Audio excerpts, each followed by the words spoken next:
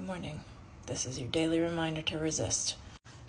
And that might look different for you than your friends or your family or your coworkers. You might march and protest. You might hassle your representatives, whether that's online, in person, by phone. It might mean connecting with nonprofits or mutual aid organizations in your area. It might mean reading some books on what resistance is supposed to look like. And for you, say, Kara, which books? One of the best ways to be a good ally to any marginalized community is to do the work yourself. There are a million resources out there that you can Google, that you can look on this app and find that will tell you exactly what to read, exactly where you can march, exactly what organizations are in your area. I personally have a very bad problem where I like to do research.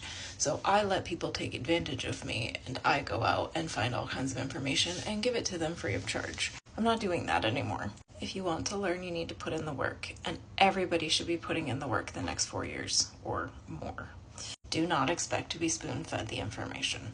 And absolutely do not go to marginalized creators from other communities if you look like me and ask them to give you the information. Don't do that.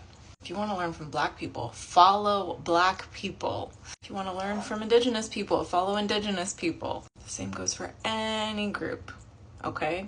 Education and changing the way you look at the world is so vital right now.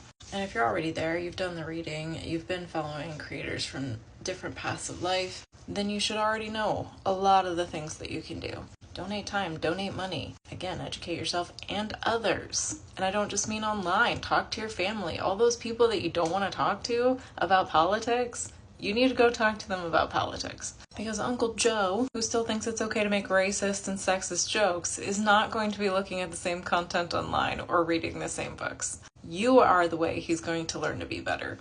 And of course, that doesn't apply to people who are in abusive families who cannot put themselves in a safe way having these conversations. Then this doesn't apply to you. But for everybody else who's just uncomfortable, you need to have those uncomfortable conversations with everybody. Now, obviously, if you're going to have them at work, you need to be really careful because HR will come for you. The important thing to remember is that we are all in this together. Class consciousness, class solidarity is what's going to get us through this. Because this isn't left versus right or right versus left. It's the ultra wealthy versus everybody else. Also keep in mind that it's a good idea to have emergency supplies on hand because it's entirely possible that a lot of emergencies are going to be happening over the next few years. Not just because of politics, also because of climate change, which is political, of course, but there's going to be more and more and more natural disasters.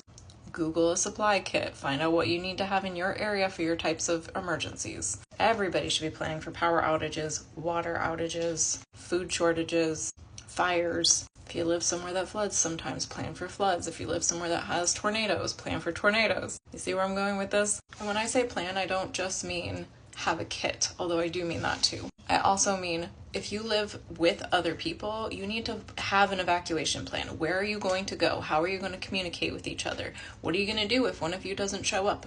Like, how long are you going to wait to look for them? Do all of that now so that when the time comes, you know what to do. And practice. It seems silly, but when you're in the heat of the moment, people do stupid things because they can't think straight because they're panicking. But if you have practiced with your roommates, your housemates, your boyfriend, your cousins, your parents, whoever it is you live with, then you will instinctively know. You'll have muscle memory, right? Your brain knows when X happens, we do Y. And you won't have to think about it. You'll just do it. I don't say all this to scare you, but you need to be prepared.